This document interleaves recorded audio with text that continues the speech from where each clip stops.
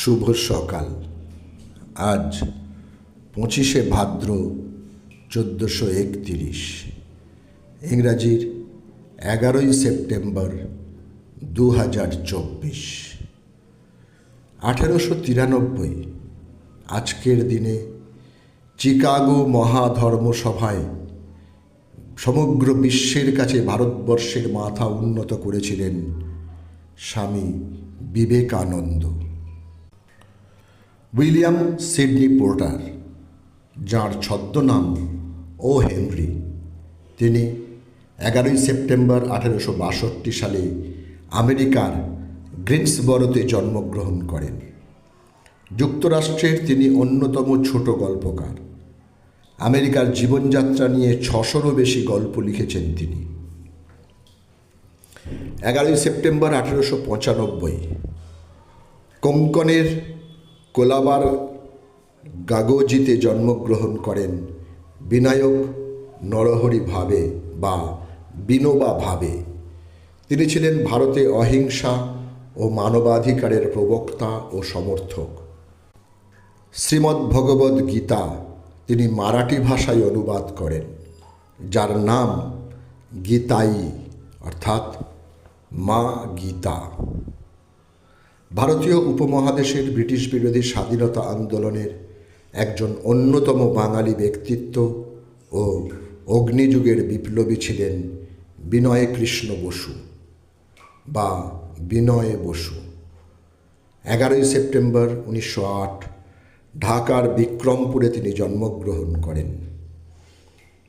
অসমের ধুবড়ীতে 11ই সেপ্টেম্বর 1924 জন্মগ্রহণ করেন আন্তর্জাতিক খ্যাতিসম্পন্ন ভারতীয় আলোক সম্পাদ শিল্পী তাপস সেন। আলোক বিজ্ঞানকে তিনি পৌঁছে দিয়েছিলেন শিল্পের স্তরে। জার্মানির সর্বকালের শ্রেষ্ঠ ও ফুটবলের ইতিহাসের অন্যতম শ্রেষ্ঠ ও সুশোভিত ফুটবলার বেকেনবাওয়ারের আজ জন্মদিন। 11ই সেপ্টেম্বর 1945 জার্মানির মিউনিখে তিনি জন্মগ্রহণ করেন।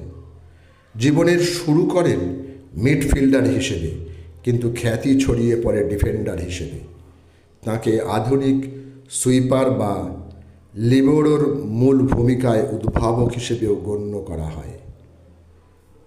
11ই সেপ্টেম্বর 1970 অসমের শিলচরে জন্মগ্রহণ করেন বাঙালি লোকসঙ্গীত শিল্পী ও লোকসঙ্গীত গবেষক কালিকা প্রসাদ ভট্টাচার্য। তিনি সিলেট গান, বিহু, বাউল, কামরূপী, ভাওয়াইয়া প্রভৃতি গানে বিশেষ পারদর্শী ছিলেন। মহাদেবী বর্মা ছিলেন একজন ভারতীয় হিন্দিভাষী কবি, প্রাবন্ধিক ও নকশাধর্মী গল্প লেখিকা। 11ই সেপ্টেম্বর 1987 80 বছর বয়সে এলাহাবাদে তাঁর মৃত্যু হয়। In search of freedom and unfinished journey গ্রন্থের বাংলা সেদিনের কথা লেখিকা মণিকুন্তলা সেন ভারতের কমিউনিস্ট পার্টির প্রথম কয়েকজন সক্রিয় মহিলা সদস্যদের মধ্যে তিনি অন্যতম। 1987 আজকের দিনে তিনি পরলোক গমন করেন।